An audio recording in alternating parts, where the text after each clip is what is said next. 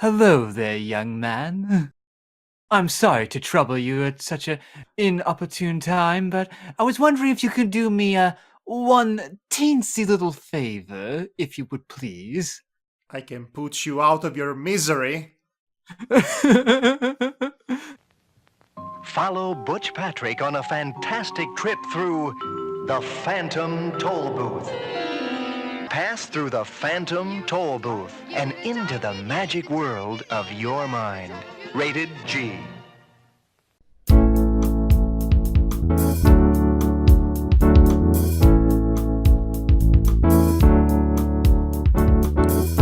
When I look out my window, many sights to see. When I look in my window, so many different people to be, that it's strange, so strange. You got to pick up every stitch. You got to pick up every stitch. You got to pick up every stitch. Must be the season of the witch. Must be the season of the witch. Oh, must be the season of the witch.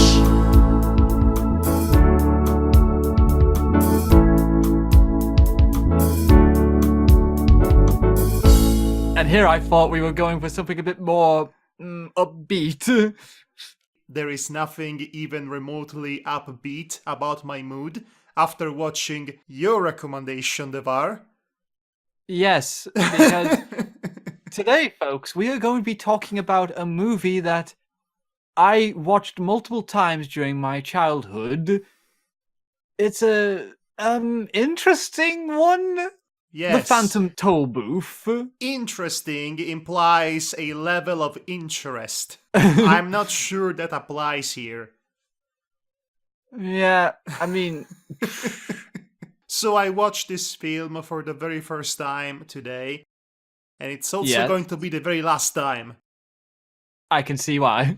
I do not blame you. It's hard to sit through this one. Not for the reasons you might think. This isn't quite the Treasure Planet ordeal. This is quite the opposite.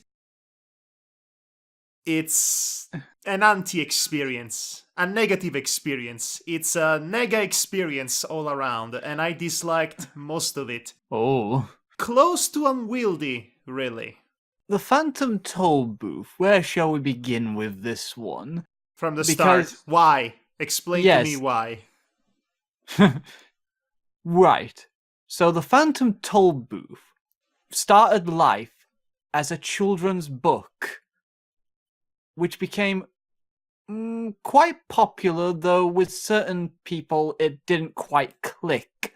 But it was highly praised for a lot of good uses of pun and wordplay. It was also praised by many critics for being very thoughtful about the love for learning, as well as what it means to have knowledge. So it's an educational book. It was supposed to be an educational book for children to appreciate learning. But let me guess, children did not appreciate it and therefore learning. More like it was more of an acquired taste for children, because while adults could enjoy it, because, it was, for most children, it was, some critics pointed out that some children might not realize the deeper meanings that or the message it's trying to impart to them. The deeper meaning. Yeah. By the way, the book was written by a Norton Juster. This book was published around 1961 at the time, and it went through a very long process of writing and illustrations by Jules Pfeiffer, I believe his name was. Okay. Before you continue, I need to explain something here. Yes. Usually, the way we do this podcast, I am the one with all of the knowledge. I come bursting down the door with a crazed look in my eye and yell, I've got it! And Devar is usually the straight man who goes along with any shenanigans I might bring forth. Yes. We seemingly have switched roles for this podcast, mostly as an experiment, because this was Yes. Devar's choice, and I said to him, Devar, you will be the man with a crazed look on his face, and bring forth the knowledge and the background information, curiosities, etc. about this film. I lent him the stage. He's trying his best, okay? Yes. I I'm love sorry. him. He's Okay. trying his best. I love him, and you shall love him too. Otherwise, I'll get you. Okay? So, Yes, okay. for So- most of this podcast, I will try to restrain myself from taking over in my usually hostile manner and just nod wisely. Yes, yes. So, okay, establishing what the book is about. Wait a second, we didn't establish anything about what the book is actually about, did we? Not really, no. But we did establish a theme essentially. But I will say that Did we though? I will say that the book does follow kind of the film's story as well.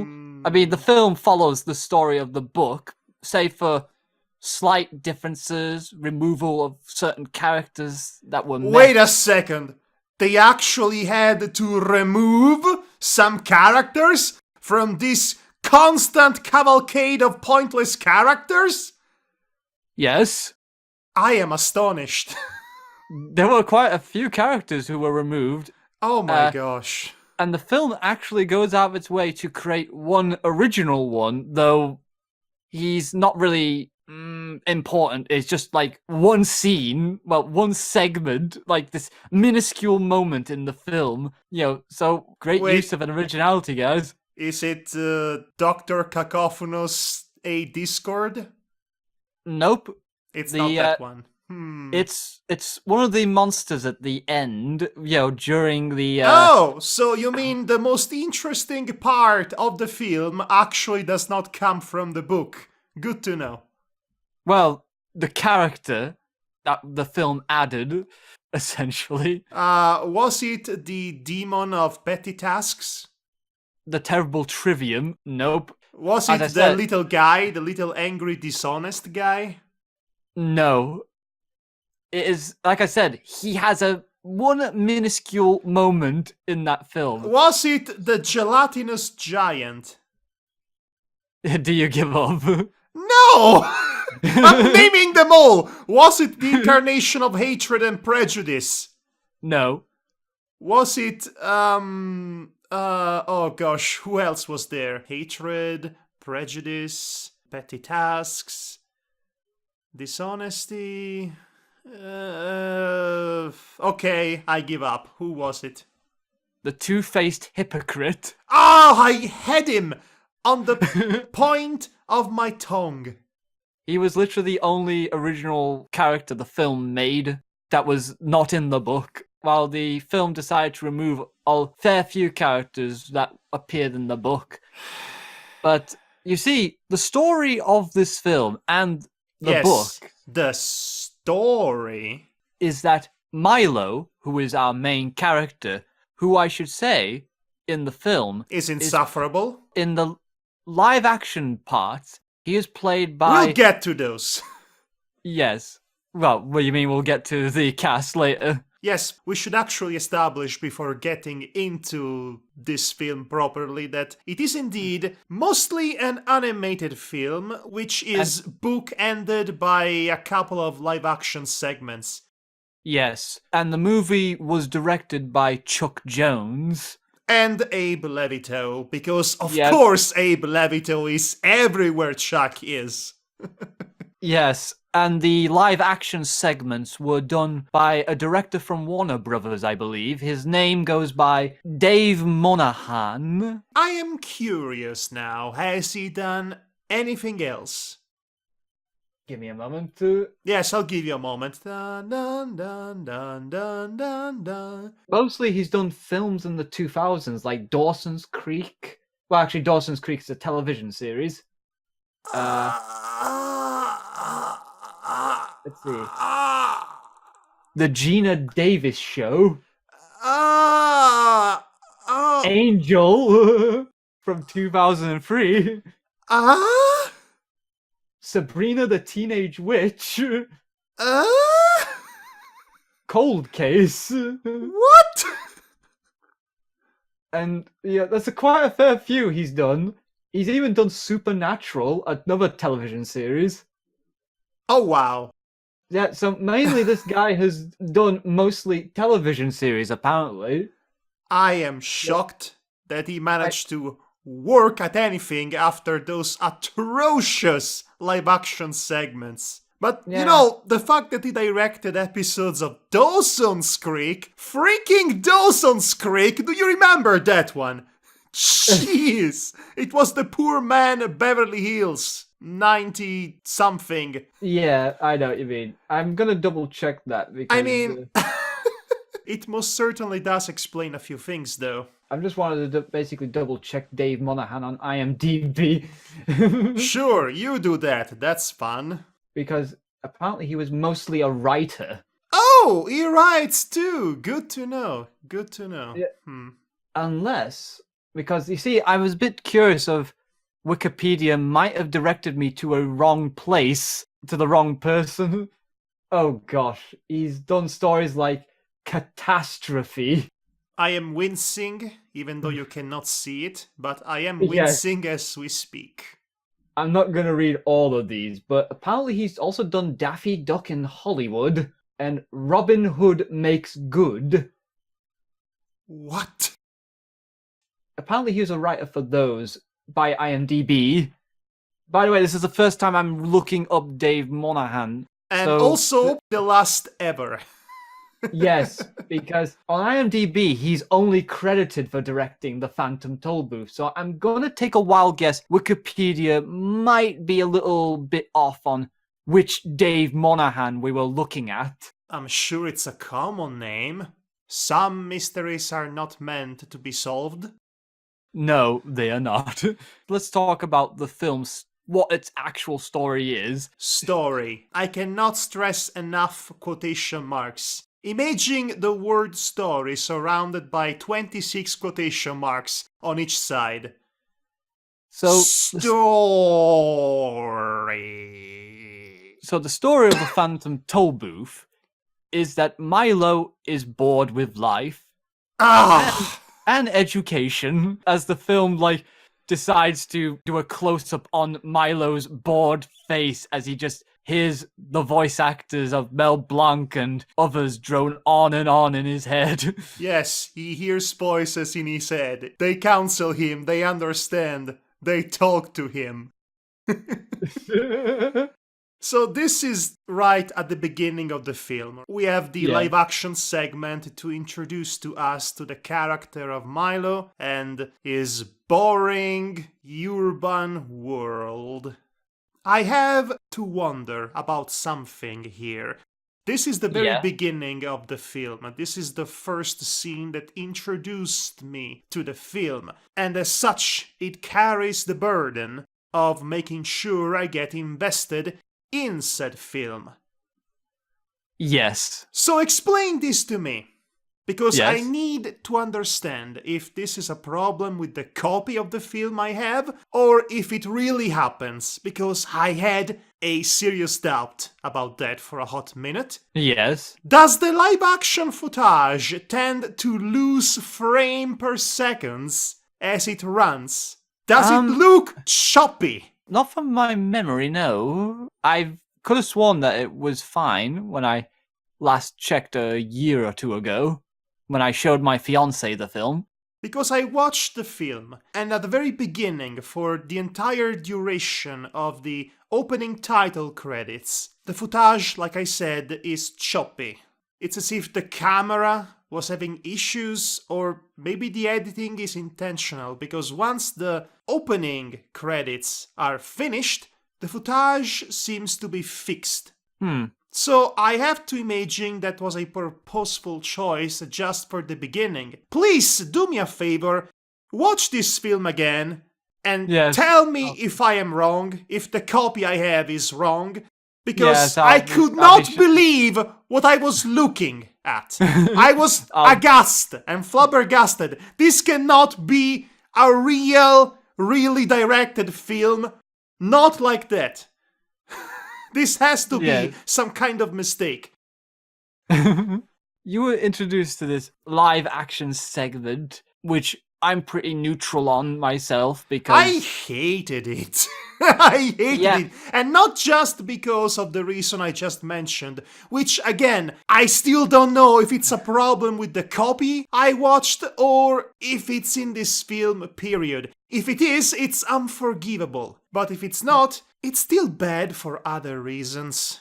For example, your protagonist, Milo, is an absolutely insufferable twerp. He looks like a school bully, first of all, so already that doesn't make him likable. He's got a black leather jacket sort of thing. Yes, he's the cool kid. with some sort of quiff. I think it's a quiff. That's like what you call a it. poor attempt at a pompadour that ended extremely bad. By the way, I should mention that child actor in the live action segments is actually the child star from The Monsters. Butch Patrick, I believe his name is. I don't know if he qualifies as a good child actor or not, but in this film, his performance was sleepy, comatose, not very involved, phoned in. Speaking of phones, once he gets home, he talks to a friend. Ralph. He calls Ralph, his friend Ralph, with the phone, and they spend a good 2 minutes discussing about nihilism. You know, normal kid stuff. What's the point in life? Nothing matters. I don't want to study. I don't want to do nothing. I know nothing. Yeah, it's during this conversation that a package suddenly drops into his room. It's a literal Tollbooth. Yes, once he opens it, that is. Okay, I am curious about something here. Yes. Here's my mind trying to find sense in a world that has not any sense. Yes. I thought this film was an allegory for depression and overcoming depression through self-expressivity and creativity and artistic expression. Yes. I thought that was the case because this kid's boredom could have easily been the early signs of clinical depression. And it would work in the context of that Doldrums Forest segment later on. Yes, the doldrums. Where he gets consumed by a lethargy that he does not fight. So this could have been interesting in that sense. But no, this is really as shallow as it looks. The kid is bored, so hey, let's go on an adventure in order not to be bored. And that is literally the hook! That is literally the call for adventure in this film. I'm bored. Might as well have a fantasy adventure in an alien world. That seems like a great idea. Great story so far. He has to choose a destination, you know, on a map sort of thing. And yes, because he the just kind of Tollbooth is alive or something. There is a voice Yeah. coming off a megaphone that tells him, hey kid, you're bored, so why don't you take this toy car that you apparently know how to drive and go through the Tollbooth and drive, I guess. Yeah. He has to pick a destination before he can go through the booth, though.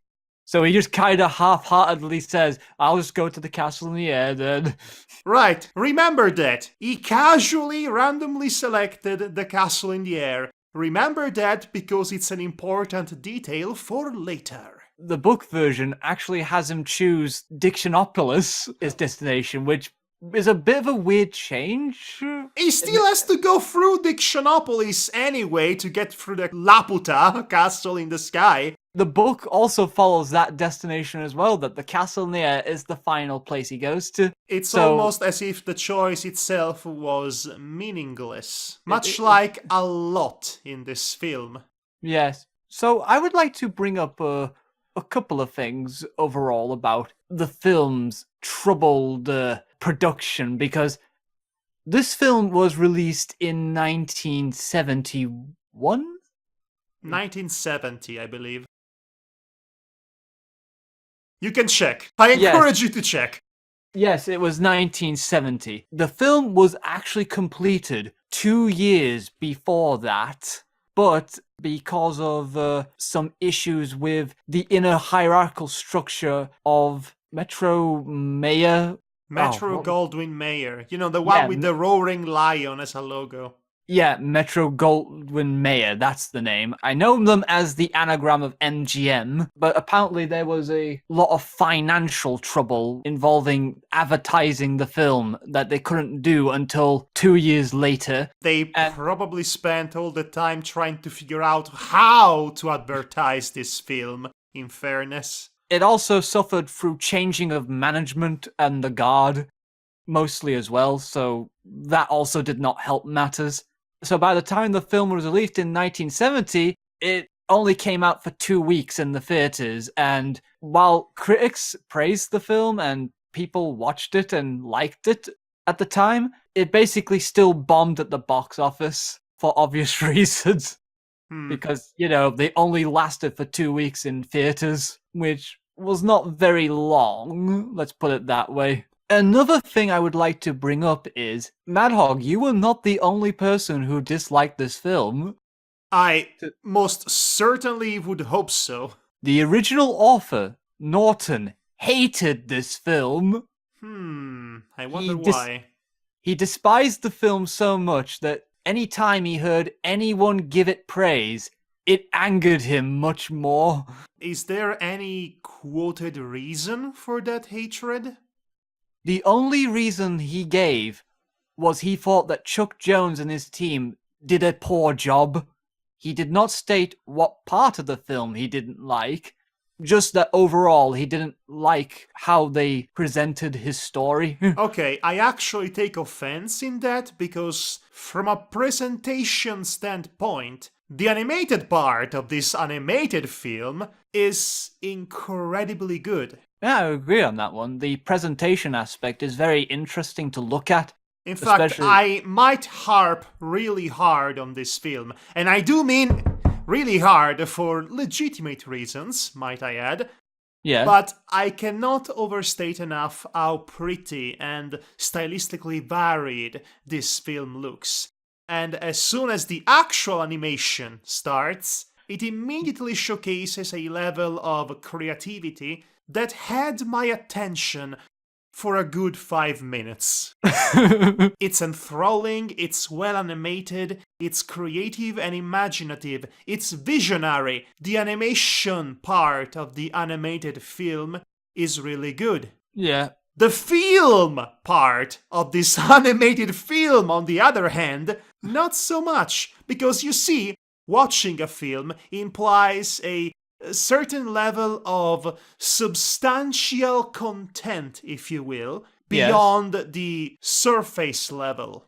So it looks pretty, but is there a meaning? Is there a plot? Is there a progression? Is there a character's growth beneath all of that prettiness? You already know the answer to that. Do I have to spell it out for you?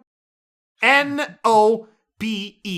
Nope. To talk about these characters, I need to talk about another aspect to this film. A lot of people seem to compare this one to. A lot of people, especially critics, compared both the book and this film to Alice in Wonderland when it came out.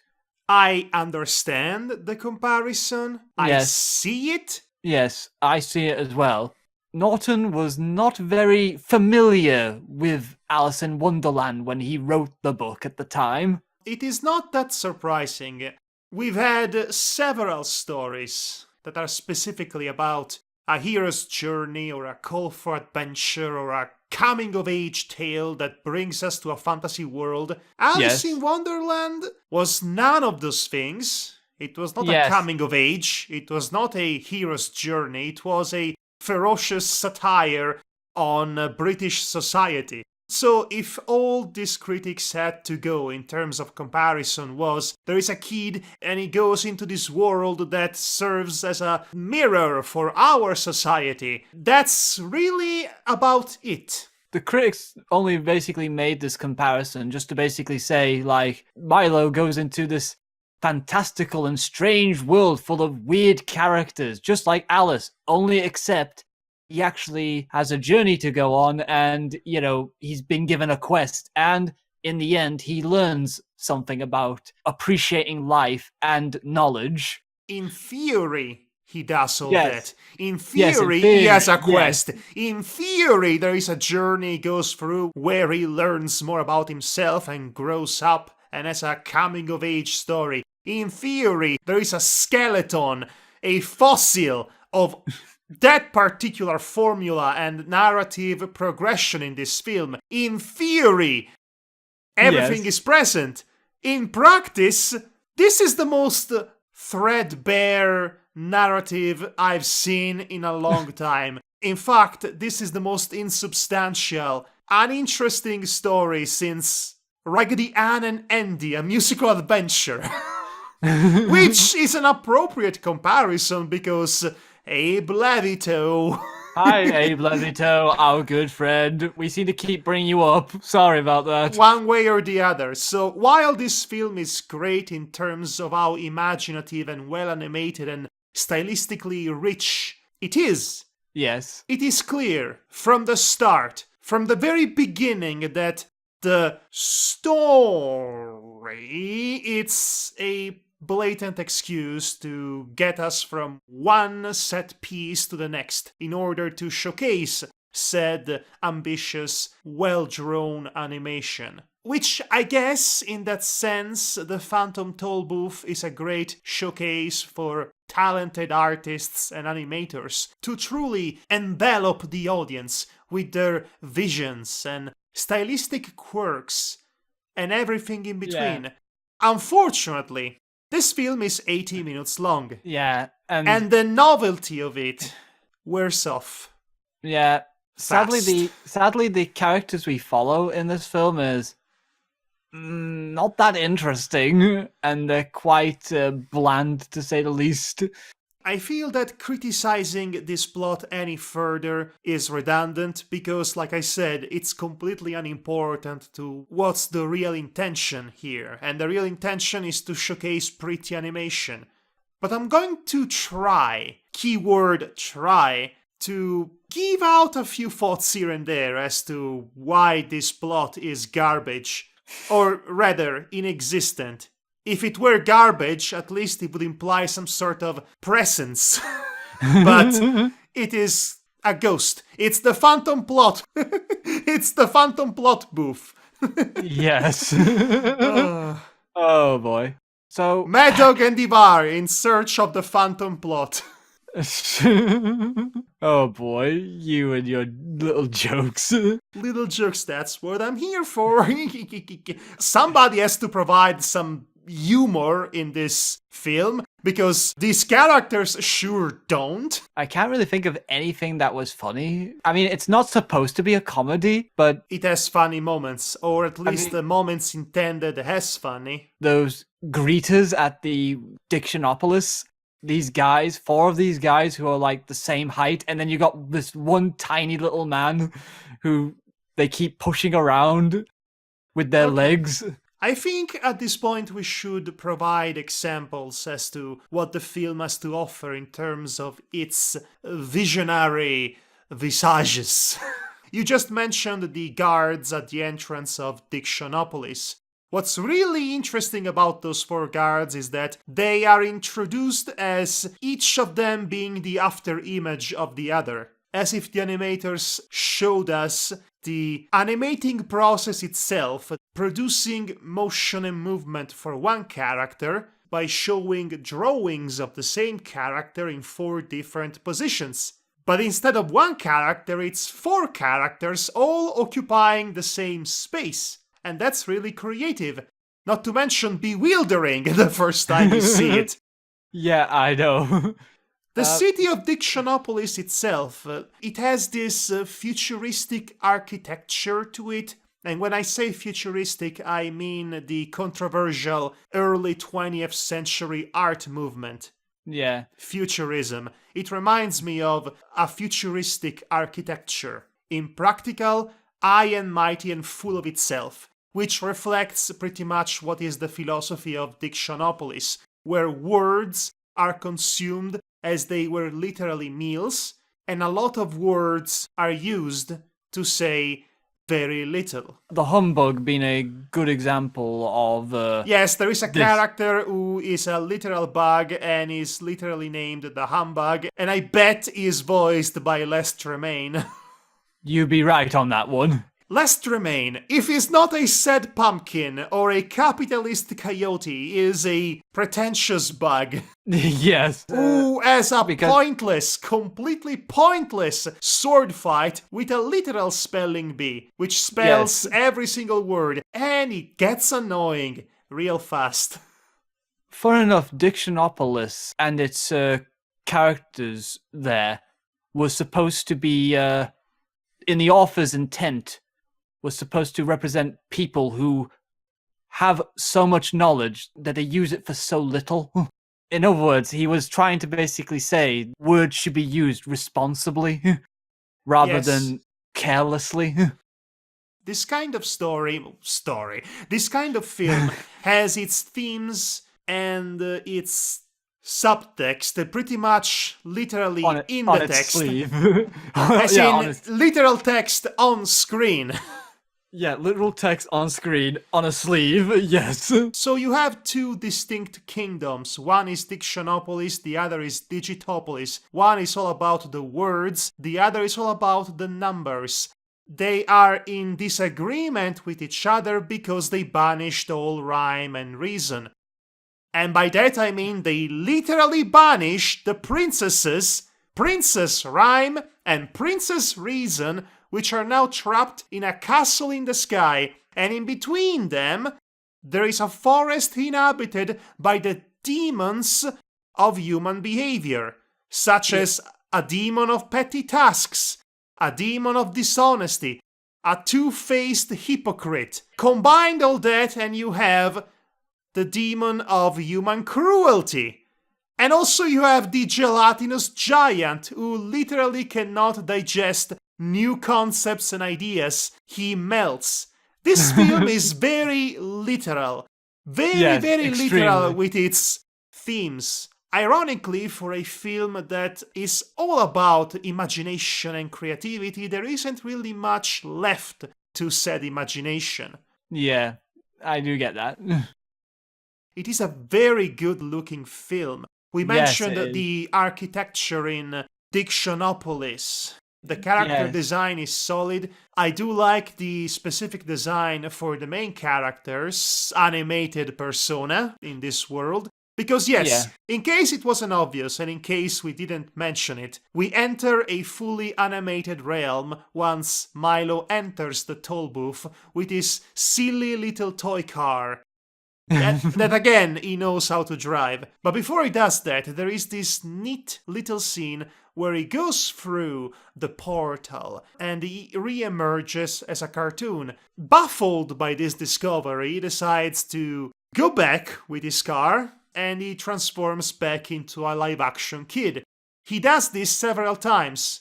It's actually a very cute scene, and it's one of the only times in which there is a proper existing cohesion between the live-action segments and the animated portion. Yeah. So that was cute. Just to basically show off the merging of animation and the live-action bits. There is the aforementioned doldrum forest, which is full of this little gremlin, muddy... They're very translucent looking as well. Yes, they're also difficult to hear because they have an echo effect to them. Which, as we established, a couple of podcasts ago, that's always a great idea to have for your character. The audio editing is not the best. And to top it all off, then they start singing. Oh, yes. Which makes it all the more unwieldy. This film has too many songs. Yes. Too many songs. This film, while not advertised, has musical bits in it. Now, again, I've seen this film so many times that the songs, to me, are stuck in my head just because I've seen them that many times during my youth. But what about you? Have any of them stuck with you? No. Really now? No, I hate them all. So you know how Milo, throughout this entire journey, his facial expression tends to be somewhere in between confused and bored? Yes. That was me. That was my mood while watching this film. Because again, as pretty and creative as it is, the novelty wears off pretty fast. I'll describe to you a scene that to me is a perfect example, a summarization, a microcosmic representation of this film's problems as a whole. Yes. On his way to Dictionopolis, Milo and his new sidekick, which is a watchdog, as in a literal dog that has a watch inside of him, by the name of Talk. Yep. They had a awful and awkward conversation and song prior to this. Yes. But anyway, on their way to Dictionopolis, they almost crash into the caravan of a Dr. Cacophonos, a Discord. Doctor of Dissonance. Yes. That's his name. Yep. He looks like Dr. Fred, if I'm being honest. I thought that as well. So as soon as he was introduced, he starts his own obligatory, unprompted, awful, forgettable musical number, which is accentuated by his own quirks, which is making awful, dissonant noise. So he breaks things and he scratches his blackboard inside his house, and it's insufferable. Nice, beautiful, nice. Yes, that one. And then he introduces his assistant, the Awful Din. And I really like how the Awful Din is animated, in clear distinction from the other characters. He looks like this moving, childish scribble. He was animated to look like childish paintbrushes going over paper, along with marker for the facial expressions the Din does. Yes, he looks really good. And again, this reminds me of how pretty and fabulous this film looks. His voice is also very deep and jazzy. Really so, of course, he has his own song within the already ongoing song. Because why wouldn't we have that? More songs equal more good, I guess. So, at the end of this entire scene, when the end mercifully comes, the watchdog Talk just up and steals, for no reason, rhyme or reason in fact, for no reason whatsoever, he steals a bottle of laughter, literal laughter, and then they both just leave the place. End of scene. Yeah, pretty much. This is the second most pointless, infuriating scene in the film, right after the one time in which Milo messes up with a sunset by conducting a imaginary orchestra which causes the world to implode, and there is no consequence to that whatsoever. The whole point of the Doctor of Dissonance scene, back on track, was to get the bottle of laughter so that they could use it at a random point later on in the plot, because again, the script or the storyboard or whatever it is that they used demanded it. There is nothing that flows naturally or organically in this film. Scenes like this happen for the sake of happening. to showcase the animation, and the Yeah. entire film is composed and structured in such a manner, and it gives me nihilistic tendencies. It makes me want to never be creative again. Oh wow. It had the opposite effect on me. I cannot And believe the it had that more effect. it tried to wow me, to impress me with its pretty and gorgeous animation, which again, it is all of that, the more I was consumed by boredom for this life.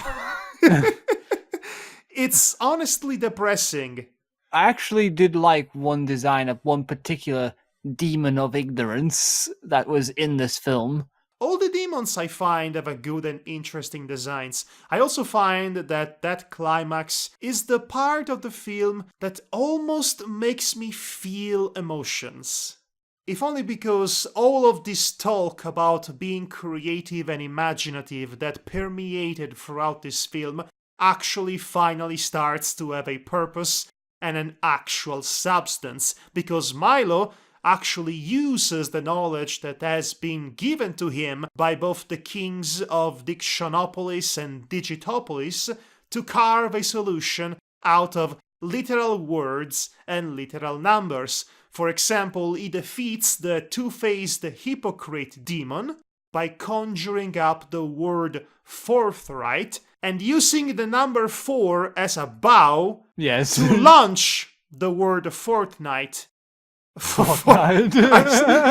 I knew it! I knew I was going to make that mistake! I tried not to, but I made it.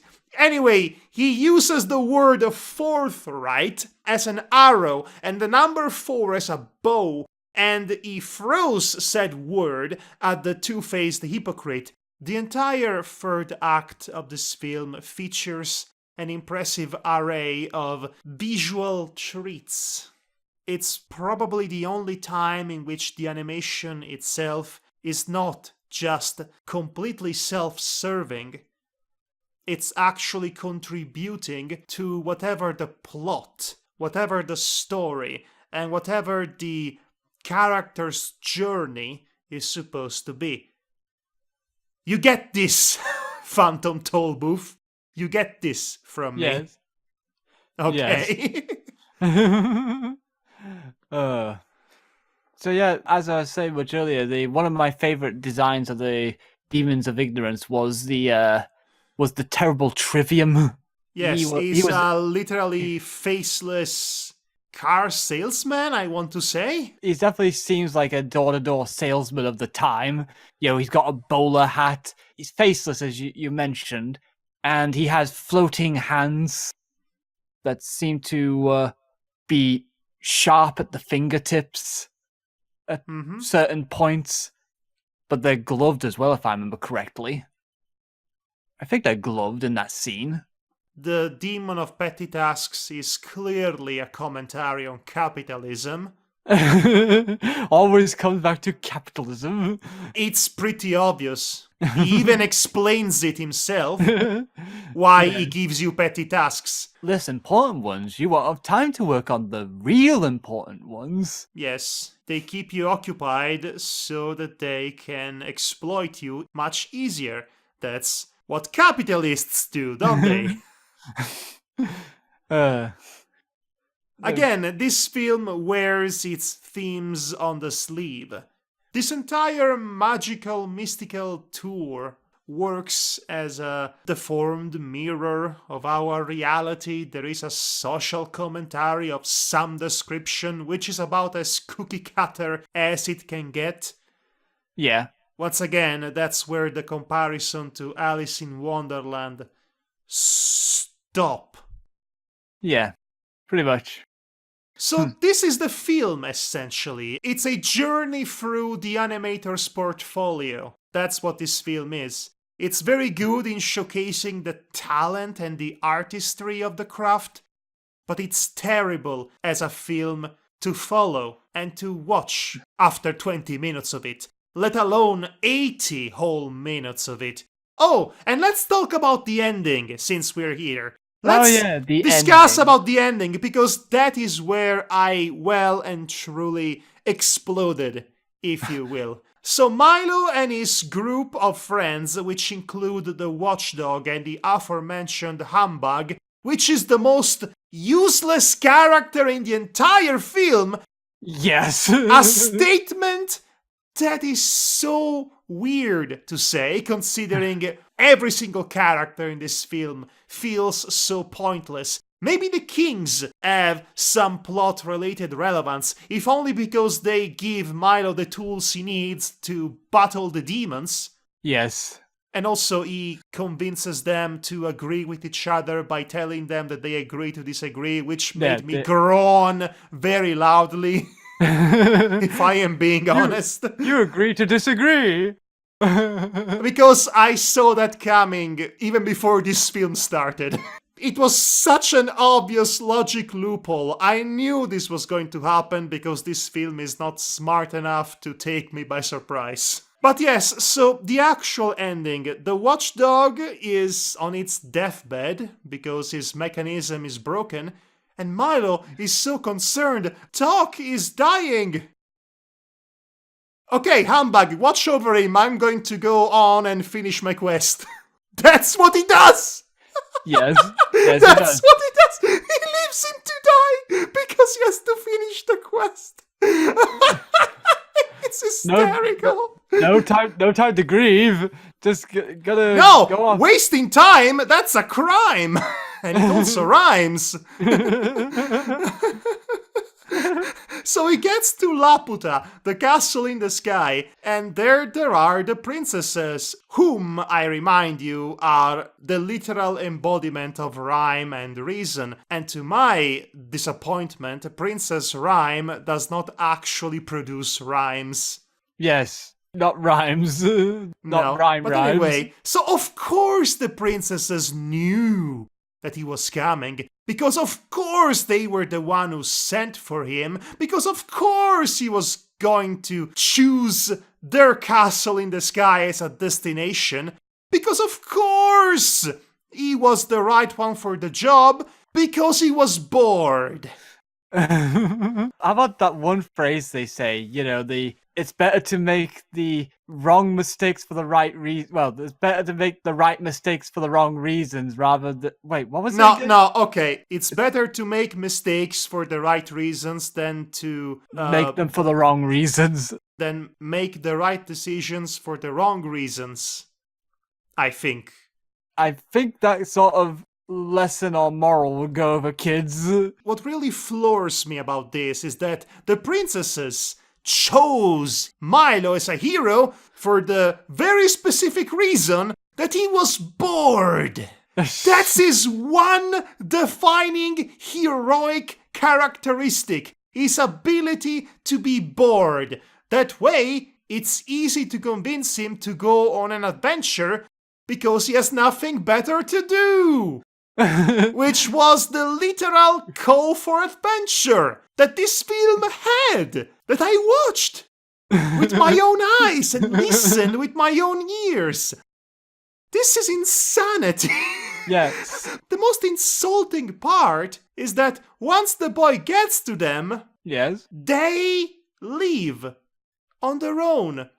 Were they ever trapped in this castle? Technically, yes, but they left because they needed an escort to get out of the castle?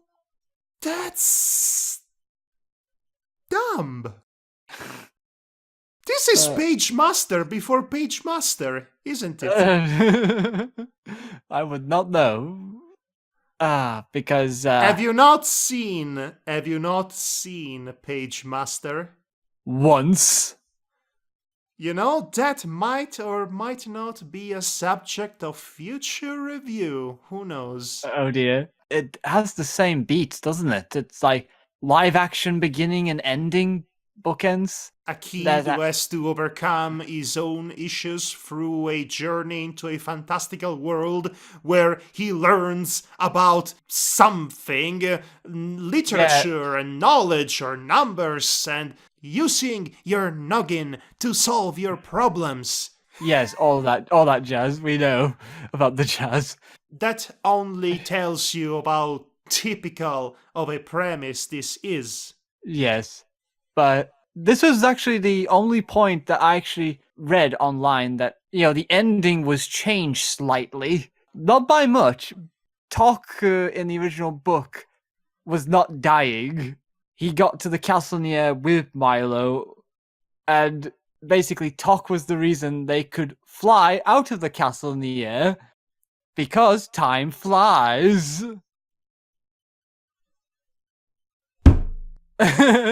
That was my forehead planting itself on my desk. Is it better than what the film did with this ending, where basically they decide to have Tok be injured, and then suddenly Rhyme and Reason point out the weatherman? Weather as in whether you're gonna do something. Yes, it is nightmarish to explain. Yes. You would have to see the word written as it is. Oh, let's address briefly the puns in this film. The puns. I hate them. I like puns. I hate them. I hate love all of puns. them. I hate them with the passion of a burning sun that's turning into a supernova. I don't care about these characters, the weatherman, or his sister, the witch, as in WHICH, Yes. not WITCH. Why don't you call- Oh, the film is full of glorious, funny puns like that. All throughout it, hey, the spelling bee, it's a literal bee. The humbug, it's a literal bug. The weatherman is the kind of character that if I could, I would have wheeled out of existence. He is one of the first people Milo meets at the beginning of his journey. Then he starts floating away on his balloons with words written on them. Words such as how and why and when. It's not about where you're going, it's about when you're going, sort of thing. I just tuned him out every time he spoke. I really did not have any tolerance for this film. This one character who doesn't have any point in the plot whatsoever. You see him constantly flying around in the background of certain scenes. And then he comes as a Deus Ex Machina ? Right at the end. Yes, he pretty much does. And he decides to give Milo 2 specific balloons. There's a here and here's a how. When you got here's how, you could do anything, he said. Can I use them to kill you? So I have to ask, which one is better? The book that says time flies or here's how? Does the book have less of the weatherman? I think he's still in the book. Yes, but is there less of him? Possibly if he's not in the ending. I'll take the time flies. Yeah. I guess. Listen, it's like the bad endings from Silent Hill 2. Anything is better than the water ending, so I'll take it.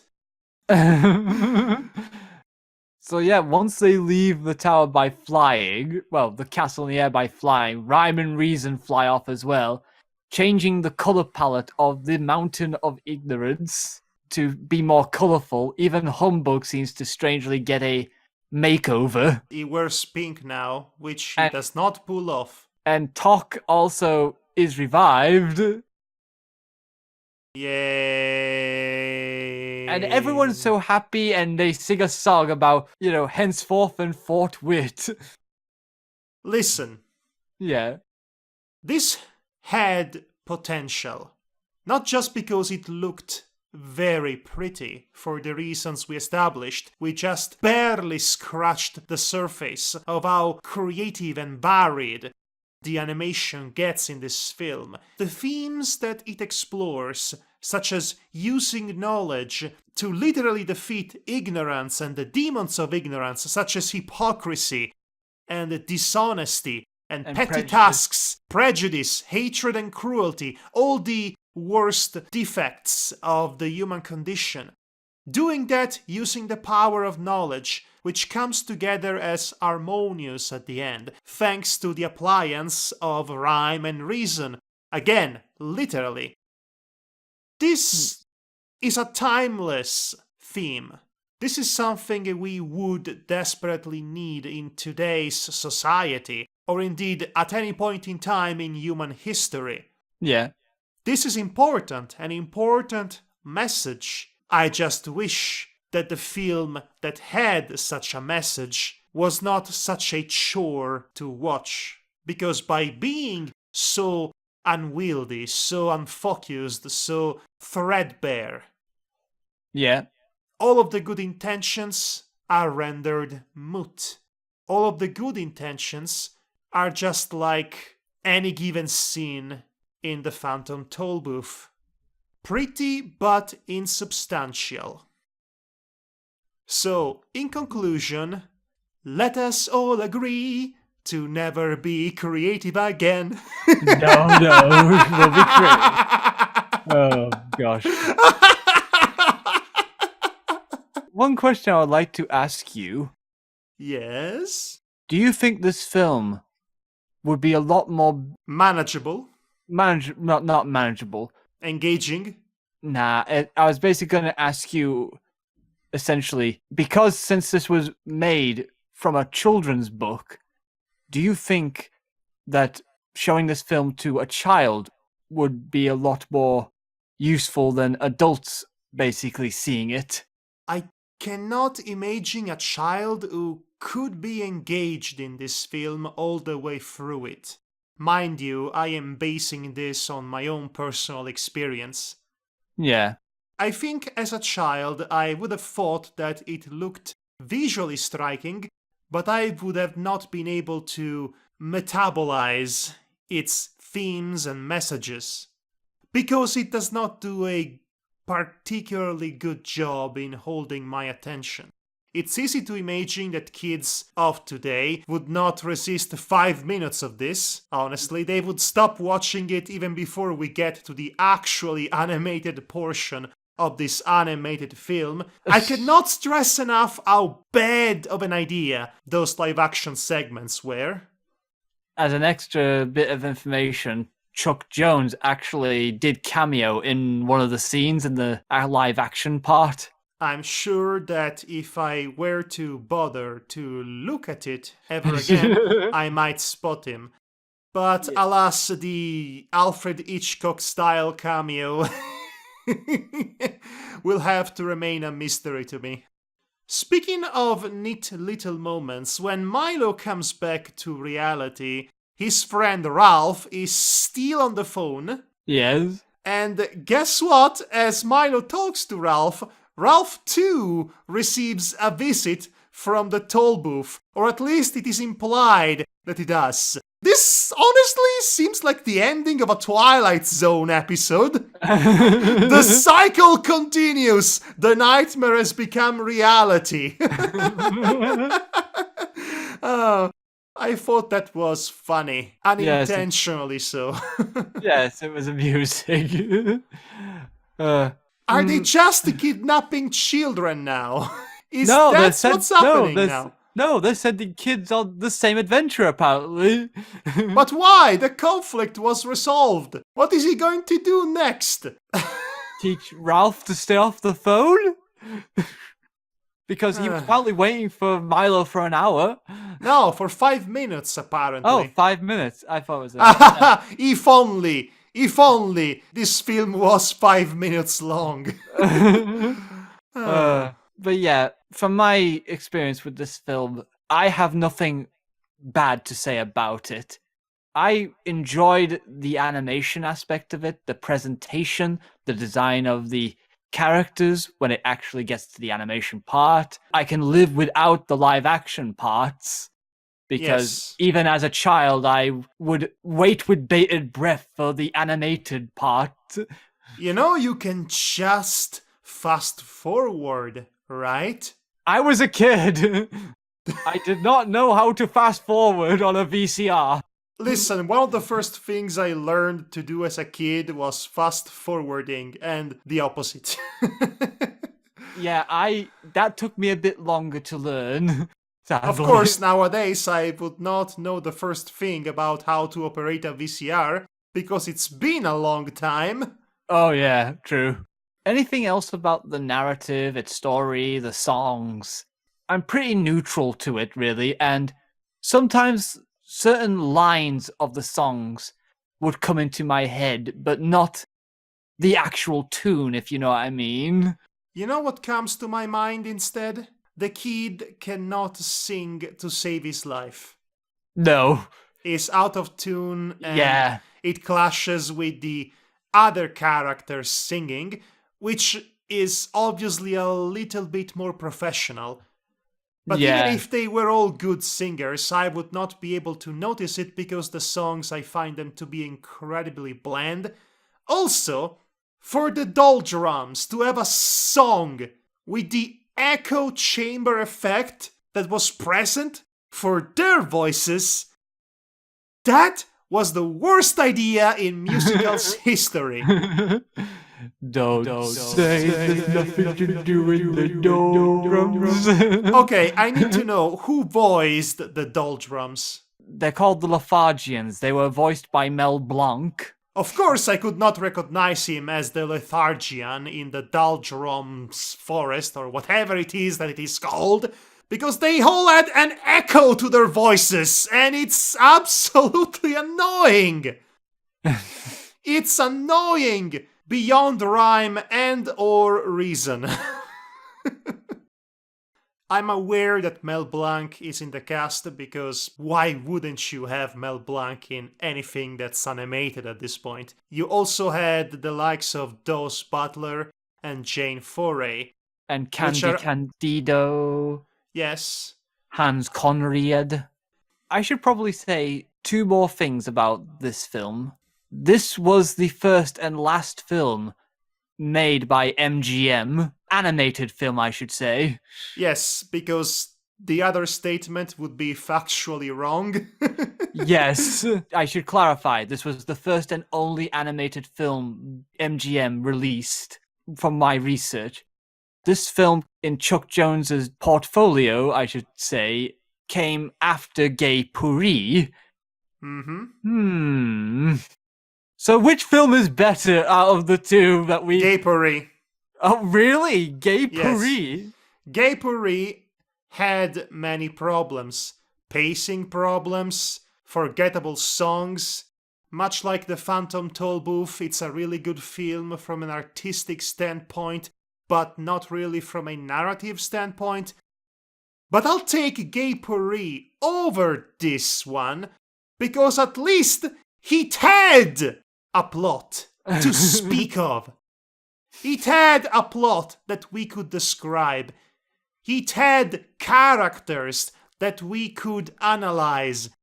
The Phantom Tollbooth has almost nothing of substance, if I'm being generous. It has nice-looking characters and character designs, but not actual characters that can carry a scene, let alone the entire film. The closest we get to proper characterization and proper dynamics between characters is again in the Doldrum Forest, when the watchdog saves Milo from the Lethargian by inciting him to think so that he could escape his depression. I mean, lethargy. Yes. That's the only time in which I can recall a proper example of characterization in the Phantom Tollbooth. I shall take Gay Purr-ee any day of the week over the Phantom Tollbooth. I'm sorry, Devar. I have to be honest about my own feelings in the matter. I know, and I'm honest too. I did not praise the story of the film once. It is a fascinating world to navigate, and I wish there was a better story within this world for me specifically to enjoy. Yeah. I feel it's worth one watch, at least, if you're an adult. You know, and you want to see and experience the animation at least. Just because, you know, there's really nothing to stay for. Especially for substance. And I'm starting to wonder if that's the reason why the author didn't like this film. Well, I did not read the book, but I could surmise and hypothesize that maybe all the intrinsic educational value was buried by all of the attempts by the film to distract you with the animated equivalent of dangling keys in front of your face. Which sounds so disrespectful to the craft. I shall never use this expression again, unless Yes. it is well and truly deserved. Yes, of course. So how about we conclude this podcast? Yes, I was going to say we should probably conclude this podcast. Yes, we ran out of things to say about 10 minutes ago, so let's Yes. just end it. Right, so this has been the Dramatis Sermo podcast. I have been Devar Varun, and this guy was Madhog, at least for tonight. Yes, I am dressed in Madhog's clothes right now. I'm going to try and emulate Devar's laughter now. I don't laugh like that, do I? Well, you can find us on Twitter at Yes. Adriano Bordoni1. And at Devar Akron. Yes, you can. And you could also find my YouTube channel and my Your social security number. yes, and my last will and testament. You Your collection of Barbies. have a collection of Barbies? No, you have. It's canon. I just decided. No, I have a knife collection instead. Which are Barbies in knife form. Yes, they are all individually named Barbies. They have barbed wire around them. Barbie the first, Barbie the second, Barbie the third. Subscribe to Madhog Thy Master, my YouTube channels. Subscribe to Devar's channel, which is... Fellow Bravers Productions, please be kind. I have not posted in a while. Support me, if you will, on Patreon at patreon.com/madhog, where you can find audio versions of this very show to download for a fee. That's about it, isn't it? Yes, I think we should wish everyone good night, don't you think? Yes, I have no idea what we are going to review next. We are yet to decide it, as to this Yes. point. We will see. But for now, we shall bid you a good night, a fortnight. I shall conduct a good night for all the audience. The most pointless scene in the film, bar none. It's shocking how pointless and inconsequential that scene is. Milo destroys the world, basically, right? By misconducting the Celestial Orchestra. That's what happens. And then Rhyme and Reason fix everything, as if nothing ever happened. This drives me off to a wall. Good night, everybody. I'm going to Good night continue and doing take that for care, the next buddy. 20 minutes. This is so...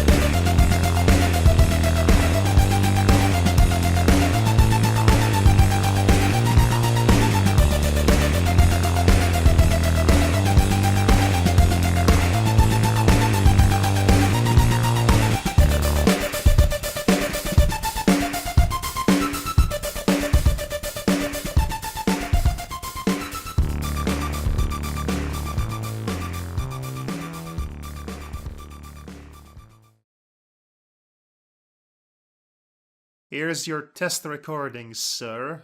I hope you like it.